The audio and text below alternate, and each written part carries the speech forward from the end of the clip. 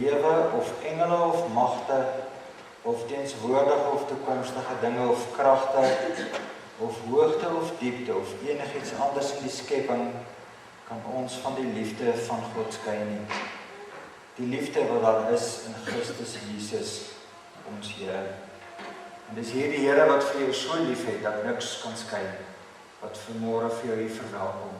En vir jou groet, genade en vrede van God ons Vader, en dan van Jesus Christus, wat seker gemaak het, toe aan die kruis gesterf het, dat niks ons kan skei. Die Heilige Gees, wat ook vanmôre vir ons bewus maak, dat God met ons werk. Kom ons staan en dan sing ons volgende lied, wat eintlik so besonder so mooi lied is. Kom ons sing dit soos wat hierdie Onse Vader nou gesing het, wat besonder was.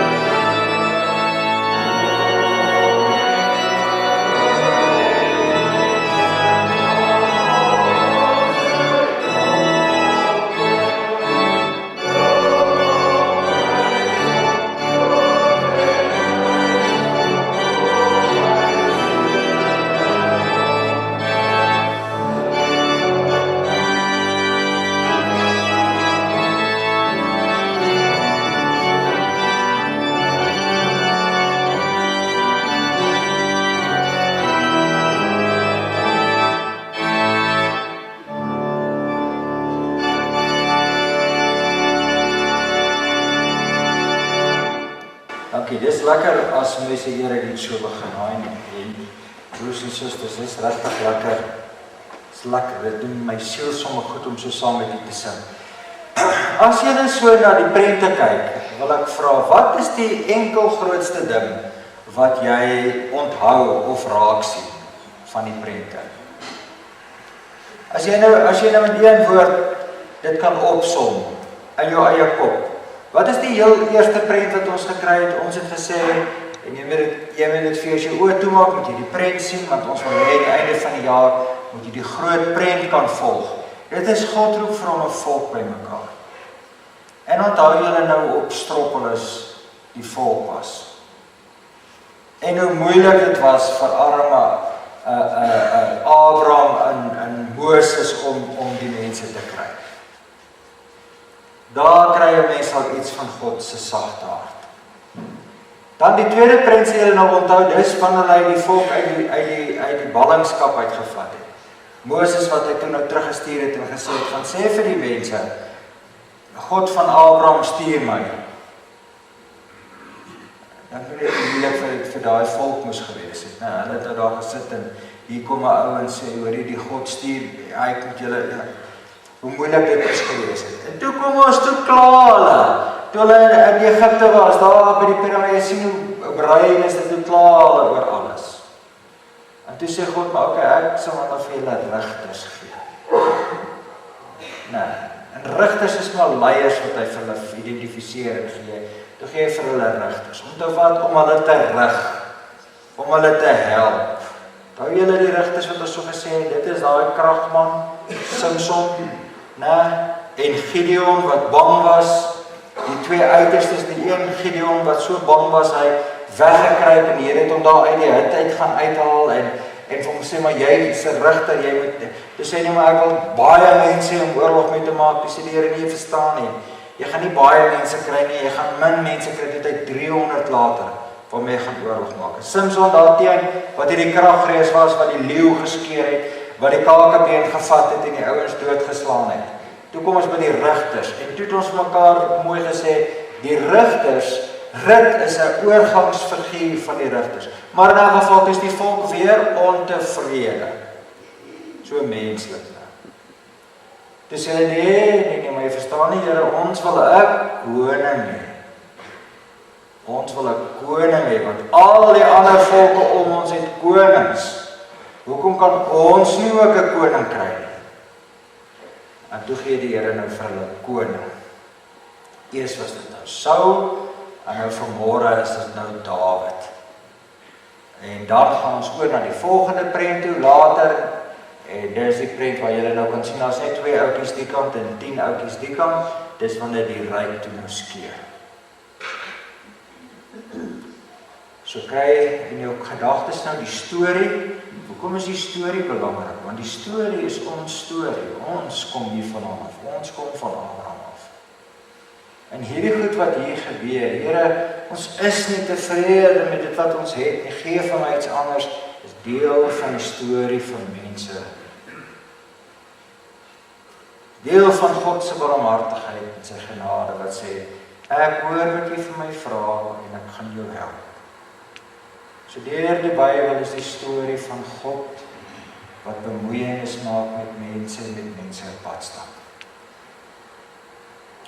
Nou waarmee is God vandag besig? Want ons het nou teruggekyk en ons het gesien dit is waarmee God homself besig gehou het. So ons moet ons nou ook vir mekaar sê God is vandag besig. Nou waarmee dink julle is God vandag besig? Kom ons bid. Here, dis vir ons moeilik om te weet waarmee U besig is. Ons weet waarmee ons besig is. En ons weet dit wat ons dink, ons mee besig is, dink ons dit is ook die goed wat vir U belangrik is. En ons bely dat ons baie keer so verkeerd dink. Ons is amper soos oorgretige kinders. Soos 'n span wat so oorgretig is om te speel dat hy aan mekaar die bal laat val. Want ons wil so graag betrokke wees by dit wat U doen. Vergewe ons wanneer ons oor ons eie voete val.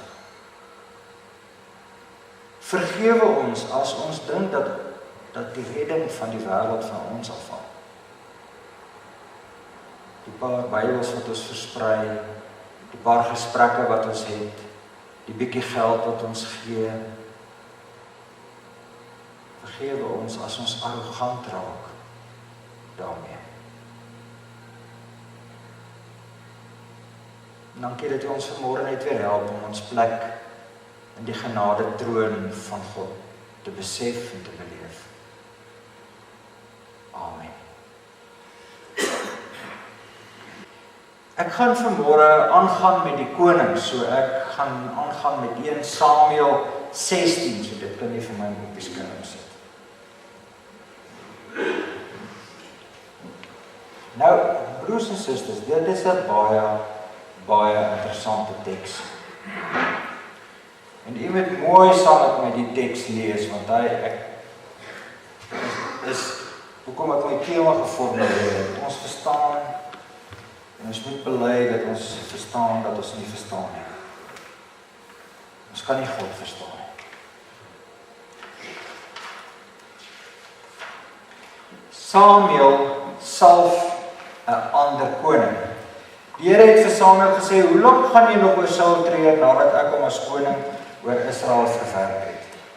Maak 'n horing vol olie en gaan na Bethlehem toe, ek stuur jou na Isaai toe, want onder sy seun sien ek vir my 'n koning. Samuel vra toe, hoe kan ek gaan? As Saul dit hoor, sal hy my doodmaak. En die Here sê vir hom, neem 'n vers saam en sê, ek het gekom om vir die Here 'n offer te bring.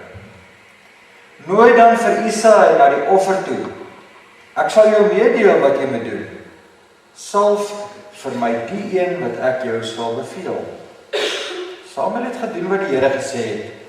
By sy aankoms in Bethlehem het die leiers van die stad hom ontstel tegemoet gekom en gesê, kom u in vrede. En hy het gesê, ja, ek het gekom om vir die Here 'n offer te bring. Reinig julle en kom saam met my na die offer toe. Hy self het vir Isaai en sy seuns gereinig en hulle na die offer toe genooi. Toe hulle inkom, het Samuel vir Eliab gesien en gedink, die gesalfde van die Here staan hier voor die Here. Maar hy sê vir Samuel, moenie na sy voorkoms of sy buitengewone lengte kyk nie, want ek het hom nie gekies nie. Die Here kyk nie na dieselfde dinge as die mens nie. Die mens kyk na die uiterlike, maar die Here na die innerlike. Toe roep Isaai vir Abinadab en laat hom voor Samuel verbygaan en hy dink, die Here het ook hierdie een nie gekies nie. Daarna het Isaai vir Samuel laat verbygaan, maar Samuel het ook gedink, die Here het ook nie hierdie een nie gekies nie. Nadat Isaai 7 van sy seuns voor Samuel laat verbygaan het, sê Samuel vir Isaai, die Here het nie een van hulle gekies nie. Daarop het Samuel vir Isaai gevra, is dit al jou seuns nie? En hy het geantwoord, die jongste is nog oor, maar hy pas nou skape op. Toe sê Samuel vir Isaai, laat haal hom, want ons eet nie voordat hy hier is nie. Isaai het hom laat haal. Hy het 'n rooi gelaatskleur gehad, mooi oë en 'n goeie voorkoms. Toe sê die Here, staan op, salf hom, want dit is hy. Samuel het die horing met olie gevat en hom voor sy broers gesalf. Die gees van die Here het van daardie dag af kragtig in Dawid gewerk. Daarna het Samuel klaargemaak en na Rama toe teruggegaan. Nou julle kan maar die Bybel so oop hou. Ek gaan vir jou 'n vraag om so 'n bietjie na die tekste ook vir ons te wys. Ek wil met die twee woorde van verstaan en nie verstaan nie, die teks probeer verduidelik. Want jy sou ook alhoewel hulle nie heeltemal dieselfde is, jy kon praat van vertrou en nie vertrou nie. Jy sou ook kon praat van weet en nie weet nie. Ons weet dat God leef, maar ons weet ook nie of God leef nie. Ons verstaan God, maar ons verstaan ook nie God nie. En dis 'n konsep waarmee ons nie heeltemal ongemaklik is, dat ons vertrou en dat ons weet. Ons weet dat 'n apteker moet vir ons medisyne pille gee. Ons weet die dokter moet 'n voorskrif maak. Maar dan vertrou ons die apteker om vir ons die regte medisyne te gee. Dieselfde met 'n onderwyser. Ons weet dat 'n onderwyser weet. En dan vertrou ons dat die onderwyser die regte kennis sal oordra. So dis konsepte wat in ons alledaagse lewe daar is. Ons vat ons motor na 'n motorwerktuigkundige toe, want hy is veronderstel om die kenner te wees, en die kennis te hê, ons weet dit, en dan vertrou ons hom, dat hy die regte ding sal doen. Dat hy die regte goed sal doen. Nou in hierdie teks is daar goed wat ons weet, en verstaan, en daar seker goed wat ons nie verstaan, en nie weet. Hoekom is dit belangrik dat ons die teks met mekaar deurwerk? Om in die eerste plek te kan bely, dat ons God nie kan beheer nie. Met ons kennis kan ons God nie in 'n hokkie plaas en dink nou weet ons alles van God nie. En in die tweede plek kan ons vir mekaar sê, weet jy, al is dit hoe moeilik om dit te doen, ons moet God vertrou. Ons moet iemand buite onsself vertrou, wat amper onmoontlik is. Wat is baie interessant in hierdie teks? En Jana, wil jy nie met daai eerste vers opsit nie? Lees nou mooi wat daar staan. Die Here het vir Samuel gesê, hoe lank gaan jy nog oor Saul treur, nadat ek hom as koning oor Israel verwerp het? So op hierdie stadium in hierdie teks, was Saul nog koning. Dan sê hy, maak 'n horing vol olie en gaan na Bethlehem toe, ek stuur jou na Isaai toe, want onder sy seuns sien ek vir my, 'n koning. Samuel vra, hoe kan ek gaan? As Saul dit hoor, sal hy my doodmaak. Met ander woorde, wat verstaan ons nie in hierdie teks nie? God is eintlik besig met my te ry. Hy is eintlik besig met my te ry. Hy sal verander koning, terwyl die koning nog aan bewind is.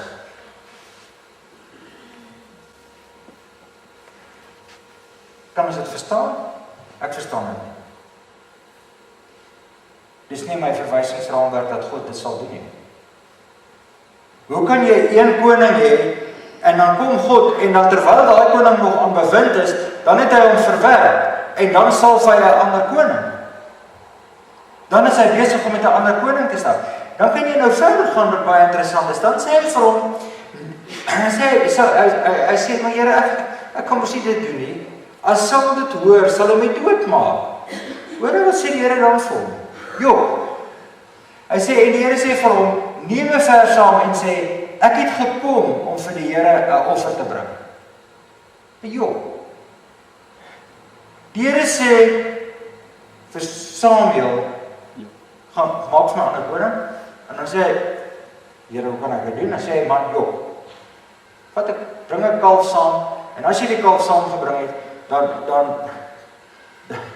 as ons vir jou sê, wat maak jy hierso? Dan sê jy nie, ek gaan 'n koning salf. Ek gaan nie 'n koning salf nie. Ek gaan 'n offer bring. Nou hierdie teks het my so gestamp, toe ek besef wat hier aangaan, want ek weet nie, hoekom gaan dit aan wat hier aan, hoekom is dit opgeteken?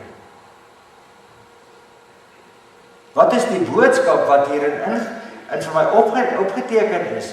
Beteken dit God verander? Beteken dit my idee van hoe God lyk en waar God is en hoe God werk, is dalk nie die regte beeld nie? Want hier is twee goed wat plaasvind, wat ek glad nie kan verstaan nie. Die een is my te ry en die ander een is om te jok.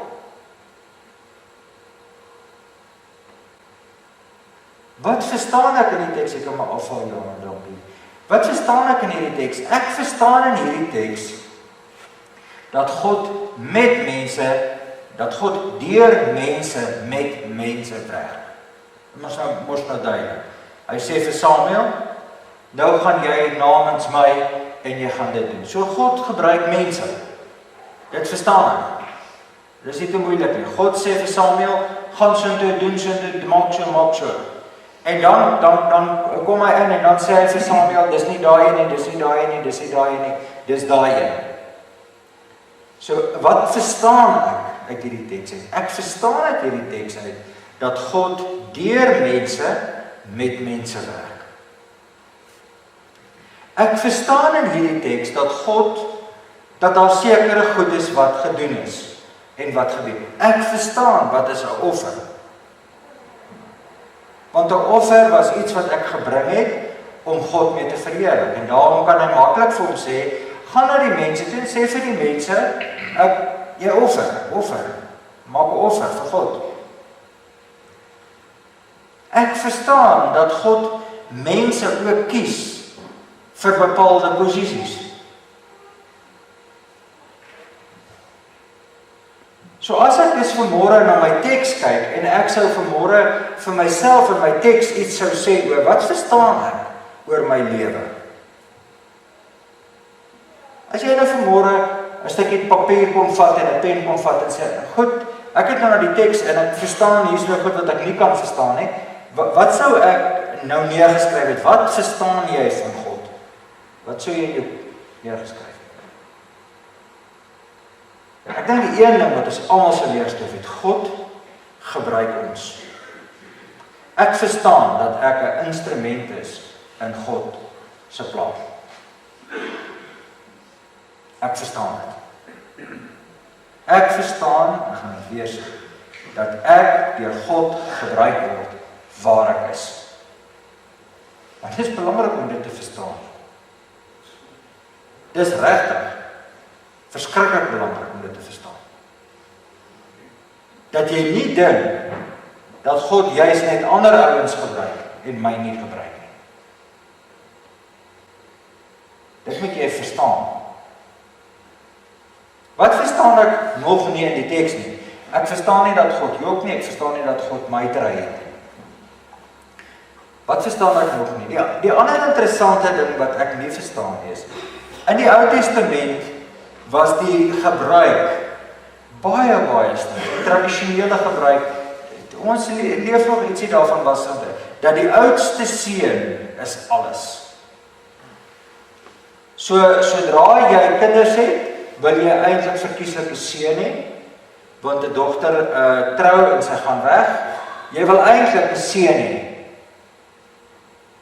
Want 'n seun dra jou naam voort en 'n seun sorg dat jou lewe voort. So 'n seun, 'n oudste seun is in ons lewe verskriklik belangrik. Dink dalk al minder, maar veral in die Ou Testament, want onthou nou hulle het heeltemal 'n ander opset gehad. Hulle het nie net 'n man en 'n vrou en 2 kinders gehad nie. Hulle het 'n man gehad en dan het hy vrouens gehad en dan het hy 'n hoofvrou gehad en dan het hy slawe en slavinne gehad. So die seun, die hoofseun van die hoofma of die hoofvrou was die opvolger van daai bepaalde klan en hy was verantwoordelik om die naam van daai klan in stand te hou ensovoorts. Nou kom die eerste seun in. Miskien ek net eers dit sê. Die ander ding in die Ou Testament wat verskriklik belangrik was die getal 3, 4 en 7. So alles wat met daai 3 getalle te doen gehad het, was belangrik. Jy sal onthou uit Openbaring uit, is dit baie duidelik. 3 is die Vader, die Seun en die Heilige Gees. 4 is die 4 windrigtings. So as jy praat van 7, dan praat jy eintlik van die alomvattende genade van God. So 7 is eintlik die volmaakte getal. So 7 maal 7 of 7 plus 7 of 3 maal 4, 4 maal 3. Dis alles getalle wat volmaaktheid impliseer. So wat gebeur nou hier? Nou gaan sit Samuel en hy sê op die ouene oortuig vir Isa dat Isa sy seun sou inhou. Nou bring Isa sy oudste seun en dit was 'n mooi seun sê die Bybel. Kies God hom? Nee. Ek verstaan dit nie. Hoekom kies God hom nie? Hy is die oudste, is deel van die tradisie. Dis deel van die manier hoe die mense gedoen het, daai tyd, hy kies hom nie. Hy sê nee, dan moet anders eens wees. Dan bring hy die tweede een in, kies hy hom? Nee, ek verstaan dit nie. So gaan hy aan, hy bring 7 seuns in. So as hy nie die eerste een ingebring het nie, moes hy die 7de een ingebring het. En die 7de een moes God gekies het. Want dis die volmaakte getal.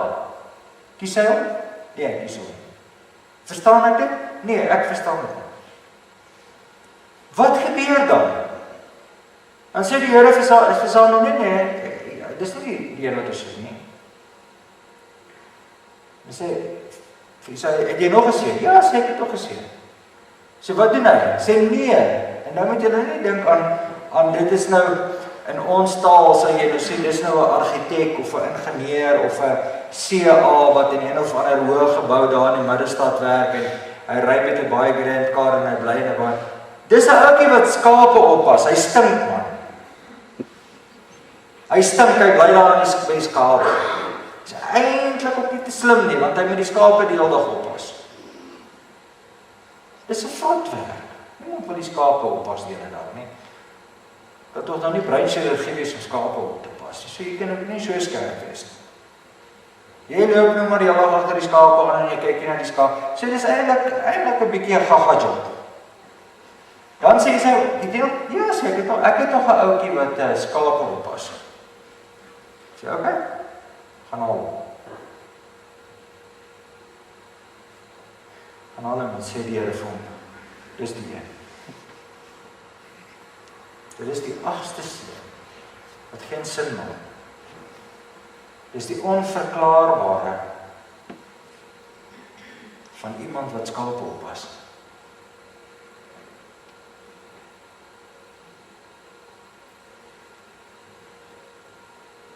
Wat kan jy nie verklaar in jou lewe nie? Nou is goed wat ek nie kan verklaar. Ek kan nie verklaar dat mense, dat een gesin so swak is, soos hierdie mense na weer hoe verwys het. Die seentjie was 2 weke terug, 3 weke terug, terminaal siek met kanker, en dan sterf die pa. Met 'n hartaanval. Ek verstaan dit nie. En van die goed wat ek nie verstaan nie, is hoe kan een kind in 'n visdam val, die kind die breinskade, 'n ander kind val in die visdam, selfde tyd, selfde lengte, selfde ouderdom, alles, hy maak keer niks of sy maak keer niks. Ek verstaan dit nie.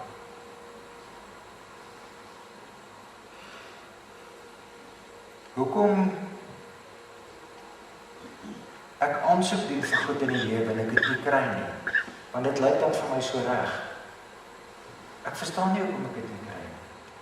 Ek maak my kinders dieselfde groot. En hulle verskil hemelsbreed. Ek verstaan dit nie. En so kan ons aangaan en aangaan en aangaan. En broers en susters, dit is die kern van geloof. Geloof in Hebreërs 11, 1-3 sê, daar sekere goed wat jy sal weet. Daar sekere goed wat jy God net moet vertrou. Dis waar genade inkom. Waar God se liefde inkom. Ek kan niks aan daai goed wat ek nie verstaan nie doen nie. Dis wanneer ek myself begin oorgee. En net sê, Here, vat my. Waaragtig, ek kan niks staan nie.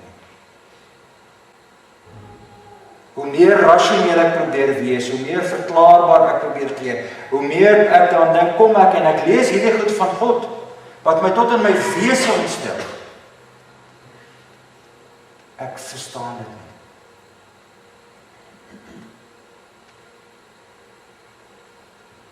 So as ek vanmôre afsluit en ek saam met jou hierdie reis ry, en eintlik in 'n sekere sin saam met jou vanmôre worstel hieroor, dan verstaan ek dat God besig is in kameeldraf. Ek Ek verstaan, want die gebeur ongelooflike mooi goed. Ek verstaan dat God mense gebruik om mense aan te raak, want ek sien dit. 'n Kollega wat 3 uur in die oggend by 'n gebroke gesin uitkom. Maar dan verstaan ek nie, want ek weet hy het nie woorde om hulle te help nie. Hoe troos jy? Ek verstaan nie hoekom ons sukkel om sekere goed reg te kry. Hoekom ons sukkel om met almal vriendelik te kan wees en met almal te kan kuier en met almal, ek verstaan nie hoekom ons nie 'n groter impak kan maak in die samelewing nie. Al wat ek vanmôre saam met jou kan doen is om saam met jou vas te hou.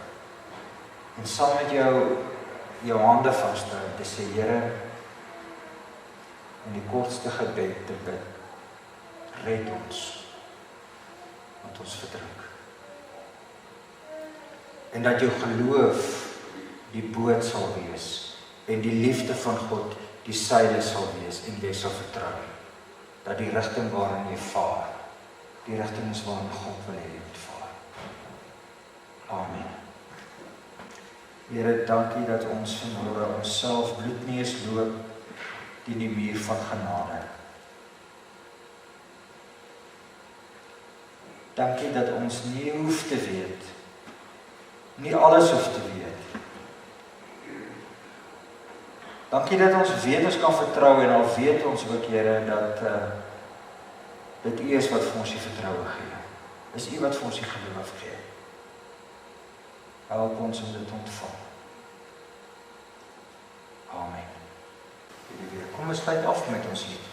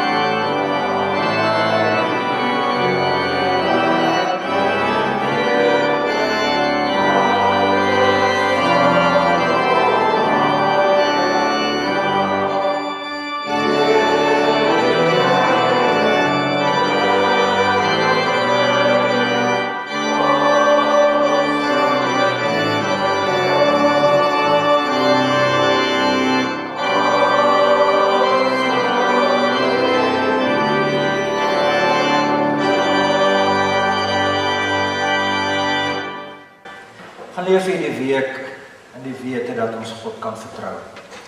Al verstaan ons nie alles nie, ons kan hom vertrou. Ontvang die seën. Mag die genade van ons Here Jesus Christus en die liefde van God en die gemeenskap van die Heilige Gees by en met julle elkeen bly.